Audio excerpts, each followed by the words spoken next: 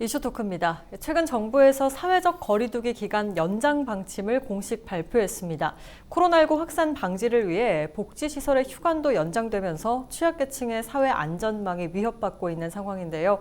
코로나19 사태에 따른 취약계층의 생활 실태를 살펴보고 향후 재난 상황에서의 복지 공백을 막기 위한 방안에 대해 이야기 나눠보도록 하겠습니다. 신라대학교 복지상담학부 손지현 교수 함께합니다. 안녕하십니까? 안녕하십니까? 네, 반갑습니다. 또 코로나 관련해서 여러 가지 이야기를 좀 나눠보도록 하겠습니다. 코로나19 사태가 장기화하면서 무료 급식소도 운영이 중단된 곳이 상당히 많고요. 뭐 도시락으로 배달은 하고 있지만 상당히 이전과는 다른 모습을 보이고 있습니다. 사회 취약계층의 현재 생활이 조금 걱정이 되는 부분인데 현재 생활 모습은 어떻습니까? 네, 이제 사회적 약자, 사회 취약계층이라는 말을 우리가 일상생활에서도 편하게는 아니지만 좀 자주 쓰고 있는 용어죠. 네네. 이유는 이 말에서도 생각할 수 있겠지만 사회적으로 이미 약자이신 분들입니다. 그래서 코로나 사태처럼 긴급하거나 혹은 위급한 이런 상황 속에서는 특히 소외와 관련했던 부분들, 사회적 약자인 분들의 어려움은 더 이상 사실은 더 충분히 어렵다고 예상할 수 있는데요. 네. 크게 한번 확인해 보면 사실은 이제 일상생활 활동, 의식주와 관련했던 일상생활 활동하고 그리고 경제활동 두 가지가 아마 지금 생활 모습을 이해하는 데 있어서 좀 적절한 예시가 아닐까 싶습니다. 네. 그래서 먼저 확인해 보면 의식주와 관련 활동 같은 경우에서는 지금 처음에 여실 때 말씀하셨던 것처럼 무료급식이라든지 사실은 외부 지원 체계들이 많이 어려워져 있는 상황이죠. 부산시 같은 경우에서는 최근에 부산시 보고서들을 따르면 코로나19 상황에서 결식이 우려되는 노인의 수만 해도 현재 7,150명 이상 네네. 현재 확인이 되고 있습니다. 네. 이분들 같은 경우는 경로식당에서 현재 매일 경로식당을 이용하시는 분들이 4,200명 네네. 정도 수준이고요. 그리고 식사 배달이 2,100여 명, 그리고 밑반찬 배달이 850여 명입니다. 그러니 사실 이분들은 직접적으로 하루가 아니라 진짜 한 끼 한 끼가 굉장히 소중한 분들인데 네. 이분들에 대해서 이용할 수 있는 시설이 없어졌다는 것은 사실은 1차적으로 그분들에 대한 일상생활, 의식주와 관련했던 부분이 생각이 되고요. 네. 두 번째는 우리로 따져보면 경제활동이었죠. 네네. 사실은 모든 분들이 다 그렇다고 보기는 어렵지만 사회 취약계층들이 활동하시는 영역이나 분야들이 대부분 다 일용직이나 임시직에 머물러 있을 가능성이 높습니다. 네네. 그러면 이런 활동들은 지금 현재 대부분 다 우리 익히 알고 있는 것처럼 대부분 다 지금 현재 일을 줄이고 있거나 네. 전반적으로 좀 만남 자체를 막고 있는 상황이기 때문에 이분들 가지고 있는 경제 활동 자체가 또 막혀 있다는 거는 네. 사실 스스로 자신의 문제들을 좀 끄집어내거나 해결하기에는 큰 한계가 지금 현재 도래했다고 볼 수 있습니다. 그렇죠. 아무래도 사회적으로 막고 있으니까 본인이 활동을 하고 싶어도 못하는 부분이기 때문에 개인 의지적으로 문제가 해결되는 건 아니기 때문에 좀 더 심각한 문제가 아닐까라는 생각이 좀 들고요. 사실 무료 급식소 대신에 도시락을 배달하기도 하고 나름대로 안부 전화도 드리고 복지 현장에서는 노력은 하고 있습니다. 근데 구체적으로 어떤 노력들을 하고 있는지 궁금하거든요. 이제 우리 개별복지관에서는 미리 말씀해주셨던 것처럼 이제 저희가 좀 이런 이야기 휴관을 하고 있다. 사회복지 관련 기관들이 휴관을 하고 있다라고 이야기를 하다 보니 일반 시민들께서는 관련 기관 활동들이 완전 전면적으로 취소되거나 안 하고 있는 걸로 인식하는 경우가 많은데 네네네. 사실 개별복지관들은 급식 서비스를 받던 어르신들이 기관 범위 내에 있는 도움이 필요한 분들께는 도시락 배달이나 반찬 배달은 오전 중에 지금 지속적으로 진행을 하고 있습니다. 네네. 물론 이제 만남을 할 때 굉장히 조심스럽게 안전이 확보되어 있는 범위 내에서 진행하는 방식을 하고 있고요. 물론 소독이라든지 이런 부분까지 챙겨서. 네. 그리고 오후에는 개별복지관에서 기관을 이용하던 분들한테 안부 전화를 지금 수시로 전화를 하고 있습니다. 네. 개별 기관들은 그런 식의 방법을 쓰고 있고요. 사실 요 이야기를 먼저 말씀드렸던 거는 네. 일상 속에서 안전히 좀 옛날 자원봉사 활동하시던 분들께서도 조금 어려움이 있다 보니까 참석률이 약간 떨어지시는 경우가 있습니다. 그런데 네. 이런 분들께서도 현재 기관 내에서 충분하게 이제 소독이라든지 방역 시설이 갖추어져 있는 경우에서는 도움이 필요하신 분들의 지속적인 좀 서비스가 필요하다고 말씀을 좀 드렸고요. 네네. 그 다음에 부산시 사회복지협의회에서는 이제 19개 지역, 부산의 사회복지 생활시설들에 있었을 때 네. 19개 기관들에게 방역 활동을 실시했었고요. 그리고 얼마 전에 이제 북구에서 할머니가 우리 마스크 싸서서 했던 사건이 아니라 사실은 미담이 있었지 않습니까? 네네. 그분처럼 DIY로 했었을 때 마스크 나눔 캠페인도 하고 있고요. 네. 그리고 사회복지 생활시설에 손소독제 현재 전달하고 있는 여러 가지 모습들을 현재 보여주고 있습니다. 그 외에도 사실 초록 초록우선 어린이재단 같은 경우에서 부산종합사회복지관 같은 경우에서는 직접 방문 이제 이용하던 분들께서 집에서 개별적으로 지내시는 분들에서 찾아가서 아이들이 공부를 어떻게 하고 있는지 혹은 급식 서비스가 이루어지지 않는 상황에서 취약계층 아동들이 어떻게 지내고 있는지를 방문했다든지 네네. 뭐 그 외에도 마지막 하나 더 이야기해 보면 저희 보건 치매 관련 시설들한테는 네네. 사실은 이제 거의 이제 센터 방문하시던 분들 개별 치매 안심 시설 센터 방문하시던 분들한테 안부 전화 그리고 노인 돌봄 서비스가 지속될 수 있도록 계속 관리를 하고 있습니다. 민간 차원에서는 사실 적극적으로 여기 대응하려고 하는 노력들이 있습니다. 네, 사실 말씀하신 것처럼 아예 멈춰버렸구나라고 생각하시는 분들이 많을 것 같은데 뭐 급식소도 운영이 되는 것도 있고 안부 전화, 도시락 배달도 진행이 되고 방역 활동도 꾸준히 되고 있으니까 너무 걱정하지 않으셔도 되는 그런 부분입니다. 다만 이전보다는 많이 줄은 건 사실이지만요. 네네. 그렇다면 사실 개별 시설들에서는 이렇게 많이 노력을 하고 있는데 부산시 차원의 노력도 좀 궁금합니다. 부산시에서는 어떤 지원 사업들이 지금 진행이 되고 있습니까? 네, 사실 이제 부산시에서 하고 있는 정책들이 뭐 지금 어느 정도 수준이냐를 평가하는 것은 좀 적절하지 않은 것 같습니다. 왜냐하면 네네. 코로나 사태가 완전히 끝이 난 게 아니고 개별 지자체별로 확진자 수가 증가되는 거에 맞춰서 진행을 해야 되니까 네. 다만 이제 부산시에서 움직여지는 취약계층에 대한 지원 중심으로 한번 확인을 해보면 예. 얼마 전에 있었던 이야기를 보면 발달 장애인 가정에 돌봄 서비스를 추가 지원하는 것으로 결정이 났습니다. 네네. 취약계층 가운데서 중증 장애인, 특히 이제 노인들 자가격리자 같은 경우, 그리고 발달 장애인 같은 경우에서는 활동 지원사를 파견하도록 하고 있습니다. 그래서 네네. 일상생활을 좀 돕도록 지원을 하고 있고요. 직접 현장에 나가는 거군요. 네네. 물론 이제 방역이나 이런 부분은 챙겨져 있고요. 그리고 네.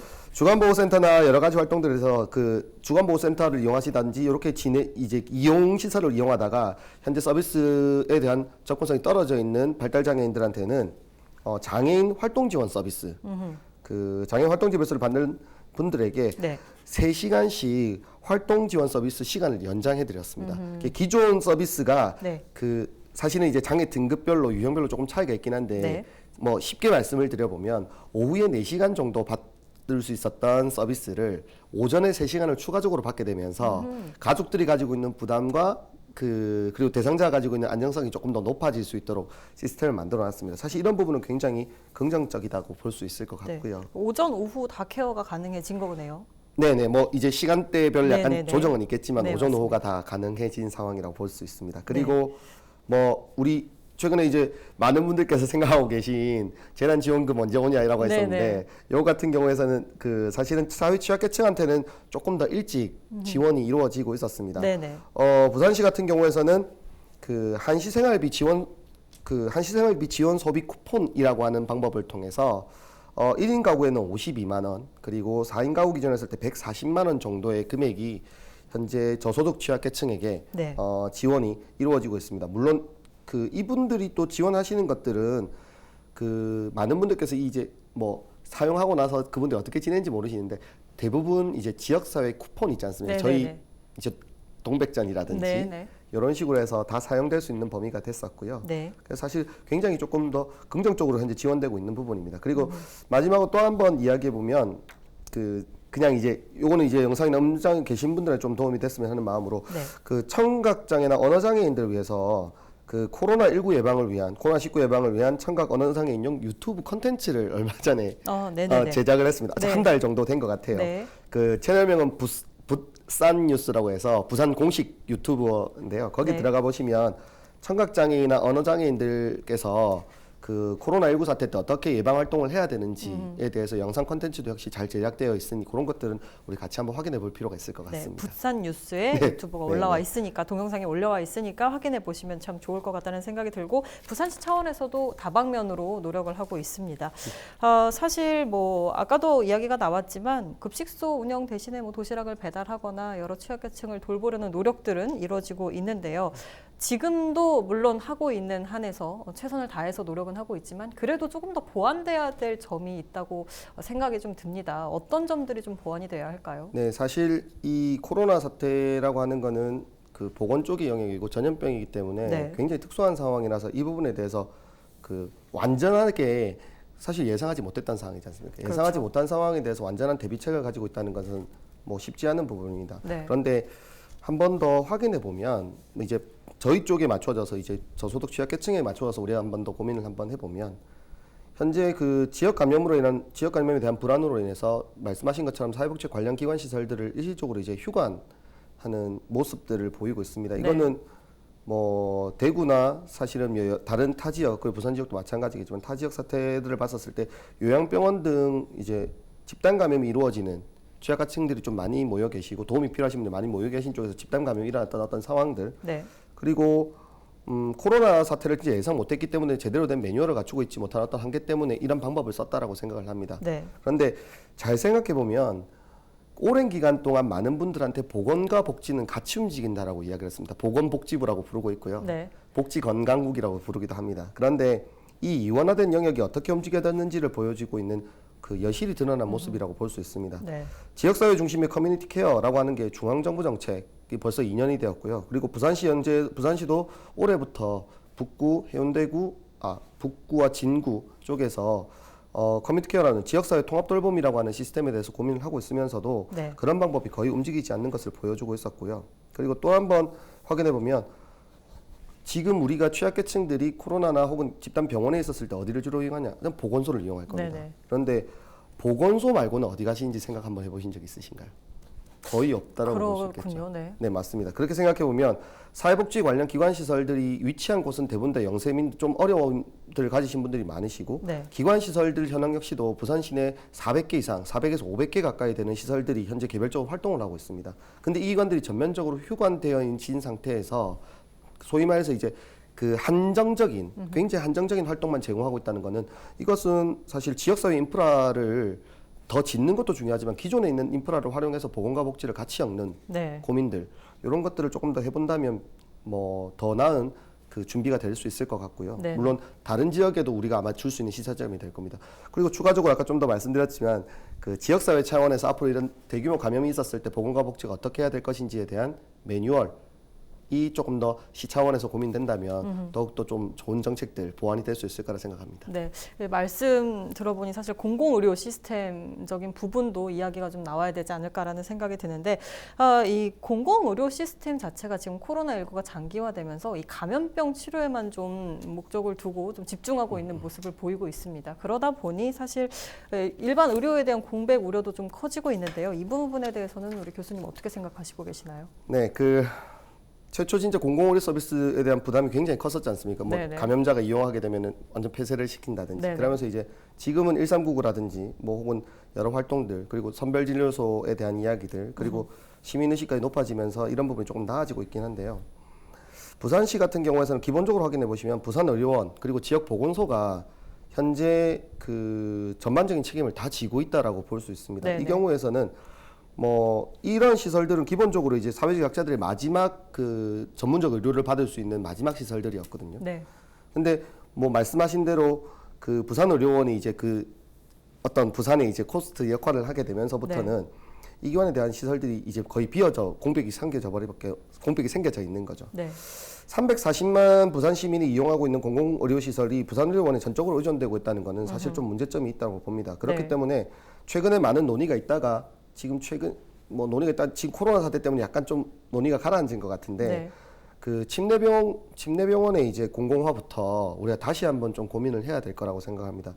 일단 기본적인 인프라 시설들이 갖추어져야 다른 이야기들을 꺼낼 수 있기 때문이죠. 그리고 동시에 2024년에 설립 준비하고 있는 서부산의료원, 사실 이 체계들이 조금 더 빨리 움직일 수 있도록 하기 위한 것은 시민들의 관심 그리고 지원들이 있어야 될 거라고 봅니다. 알겠습니다. 사실 또 우리가 코로나19 사태가 장기화하면서 사회적 거리두기가 시행이 되고 있습니다. 많은 분들이 이제 집 밖에 외출을 좀 자제하고 있고 만남을 좀 꺼리고 있는데요. 이렇게 되면서 사실 그냥 일반 사람들 사이에서도 좀 감정적으로 우울함을 겪거나 그런 경우가 참 많습니다. 이런 상황에서 또 우리 사회 취약계층의 고립이 또 걱정이 됩니다. 이 상황이 아니어도 사실 고립 문제는 좀 큰 심각한 문제였는데 코로나 사태가 장기화하면서 더 심각해지지 않을까 싶은데요. 이 부분을 좀 지킬 수 있는 방안이라든가 대책이라든가 이게 평소에 좀 나와야 되지 않을까 싶습니다. 어떻습니까? 그 말씀해 주신 데 답이 있다고 생각이 듭니다. 사실은 사회적 관계라고 하는 게 생각해 보시면 우리 오늘 친해지자라고 해서 바로 친해지는 건 아니지 않습니까? 네네, 맞습니다. 그래서 굉장히 익숙하게 좀 만들어져야 되는데 우리가 조금 더 이제 방향성을 한번 가지고 고민해 보면 관계를 만들어낸다라고 이야기해 보면 두 가지 관계를 좀 고민할 수 있을 것 같습니다. 하나는 공식적 관계, 공식적 지원 체계와의 관계를 말하고요. 네. 두 번째는 비공식적 지원 체계와의 관계를 말할 수 있을 것 같습니다. 네. 그러면 공식적 지원 체계라고 하는 거는 그 민이든 민의 전문기관이든 혹은 관공서든 이 두 기관들은 사실 지금 하고 있는 서비스들이죠. 네. 뭐 재난 기금을 주기 위해서 방문한다든지 마스크를 해준다든지 이렇게 이야기하고 있는 관계들은 지속적으로 강화돼야 되고 우리가 요구를 해야 되겠지만 네. 더 중요한 거는 사실 비공식적 지원 체계와의 관계라고 생각이 듭니다. 그 친구, 이웃, 가족 등등의 여러 가지 분들과 일상적으로 가지고 있는 그 관계망들이 이렇게 위급한 상황에서 굉장히 큰 힘을 발휘하고 있다는 건 이제 확인된 바라고 볼 수 있습니다. 네. 지금 많은 분들께서 자 이제 공백이 생겨났으니까 혹은 외로움이 계신 분들에서 어떻게 지원 체계를 확보하느냐 좀 고민해봐라라고 하는데 사실 이거는 문제가 이미 늦어진 거라고 보는 거죠. 일상적인 관계를 잘 만들어 놓는 것이 이렇게 위급한 상황에서도 더 큰 힘을 가질 수 있다라고 하는 어떤 뭐 고민들 지역 사회 내에서 홍보도 조금 필요할 것 같고요. 네. 뭐 이제 혼술 먹는다, 혼밥 먹는다가 중요한 게 아니라 진짜 이제 다 함께 밥을 먹고 다 함께 술을 마시는 게 훨씬 더 더 좋은 관계를 만들어내고 위급한 경우에서 더 큰 힘을 발휘한다는 것에 대한 지역적인 홍보, 주민들 및 시민들의 관심 충분하게 이루어져야 될 거라고 봅니다. 네, 개인적으로 정말 관심도도 높아져야 하고 나부터 좀 바뀌어서 챙겨보는 건 어떨까 하는 생각을 가져보는 게 좀 큰 발전이 되지 않을까라는 생각이 좀 듭니다. 사실 부산 곳곳에서도 이제 재난 기본소득을 지급을 하고 있습니다. 근데 이 재난 기본소득을 가지고 모두에게 지급하는 보편적 복지냐 아니다 일부 특정 계층에만 어서 지급을 해야 되는 선별적 복지냐 뭐 이걸 두고 좀 논란이 있는 상황인데요. 교수님께서는 이 부분에 대해서는 어떻게 생각하시나요? 그 재난 이번에 코로나 사태에 대해서 이 방송 보고 계신 모든 분들께서 마찬가지지만 나도 어렵네라고 시작을 하실 겁니다. 네네. 그렇다고 한다면 모두가 똑같이 겪는 어려움이라고 한다면 모두가 똑같이 도움을 받아야 된다고 생각을 합니다. 네. 이제 많은 분들께서 재난 기본소득과 이야기했었을 때 실효성이 있느냐 첫 번째로 이제 뭐 집단적으로 우리가 돈을 드렸을 때 이분들이 실질적으로 충분한 효과를 가지게 되느냐라고 이야기하시는데 그건 좀 별개 문제라고 보셔야 될 것 같습니다. 사실은 부산 이게 이전에 있었을 때 우리가 현금 이제 만약에 지금 미국에서 이야기하는 3,000불 정도, 네. 300만 원 정도의 현금을 지원하게 됐었을 때는 다 안 쓰는 분들이 계실 겁니다. 네네. 근데 부산 같은 경우에 제가 아까 전에 그 저소득 계층에 대한 지원 정책은 전부 다 일시적으로 쿠폰으로 나갑니다. 네. 쿠폰이라고 하면 동백전인데요. 그 4개월 안에 이제 기간까지 제한을 줍니다. 네. 4개월 안에 쓸 수 있도록 지원이 돼야 되는 것이기 때문에 사실은 저축성으로 그 돈을 쓸 수가 없게 되어 있습니다. 그렇죠. 그러면은 뭐 만약에 우리가 예를 들어 100만 원이라는 금액을 340만 시민들에게 주긴다면 거의 3천억 가까운 돈이 사실은 지역사회 내에서 일시적으로 돌 수 있게 됩니다. 맞습니다. 3개월, 4개월. 물론 우리가 이걸 언제까지 지어야 되느냐라고 하는 일반적인 논의는 뭐 누구나 다 할 수 있는 거지만 네. 당분간 3개월에서 4개월 지금 그리고 진행 속도로 봤을 때 50명 미만으로 현재 확진자가 나타나고 있는 우리나라 상황이라면 네. 사실은 충분하게 그 효과를 낼 수 있고 그 기간 동안 완전하게 방지는 되지 못하더라도 일상적으로 완전 안전화가 될 때까지는 충분한 효과를 가질 수 있다고 보여집니다. 네. 지역 경제가 아무래도 같이 살아나게 되는 네. 거니까 충분한 효과는 있다고 저도 생각이 듭니다. 사실 이 코로나19 같은 경우는 정말 사회 전반에 모든 분야에 걸쳐서 피해를 끼쳤고 영향을 끼치고 있습니다. 근데 제대로 된 방안이 사실 마련되기란 뭐 쉽진 않겠지만 우리는 사스도 겪었고 메르스도 겪었습니다. 이번에 코로나까지 겪으면서도 사실 제대로 된 대비책도 없었고 속수무책으로 좀 당하고 있는 상황인데 안전한 대비책이 좀 필요하지 않을까라는 생각이 드는데요. 이 부분에 대해서는 어떻게 생각하시나요? 네, 조금 그 아까 앞에서 드렸던 말씀과 좀 비슷한 내용이 있을 것 같은데요. 네. 사실은 지역사회 내에서 보건과 복지가 그리고 취약계층에 대해서 복지라고 하는 영역을 통해서 지원이 가능하다면 네. 보건 쪽에서 사실 일반 그 사회복지가 아닌 다른 영역에서 도움을 받을 수 있는 분들과의 관계가 만들어질 수 있을 거라고 봅니다. 네. 그 부산 같은 경우에서도 뭐 중앙정부의 어떤 시책이지만 지역사회보장계획이라고 해서 4년간 만들어지는 시책이 있고요. 그리고 똑같이 보건 쪽에서 만들어지는 계획서가 있습니다. 이 두 개가 현재 별도로 움직여지고 있다는 것은 우리 시스템 내에서 양분화된 시스템이 어떠한 문제점 혹은 그 양분화된 시스템을 다시 만들기 위한 또 노력이 또 추가돼야 된다는 걸 말할 수 있겠죠. 네. 그래서 이런 사태들은 사실은 모든 시민들 그리고 모든 어려움들이 크고 그 중에서 또 특히 어려움들이 더 큰 분들이 계시기 때문에 네. 사실은 뭐 저는 이제 보건과 복지를 1차적으로 이야기를 하지만 나머지 분야에 계신 분들도 나머지 분야까지도 같이 묶여지는 포괄적 계획이 한번 수립될 필요는 있다고 봅니다. 네, 사실 코로나19 사태가 장기화하면서 정말 많은 분들이 어려워하고 계신데요. 이번 기회를 빌어서 재난 속 복지 공백이 좀 사라졌으면 좋겠습니다. 오늘 말씀 여기까지 듣겠습니다. 고맙습니다. 감사합니다.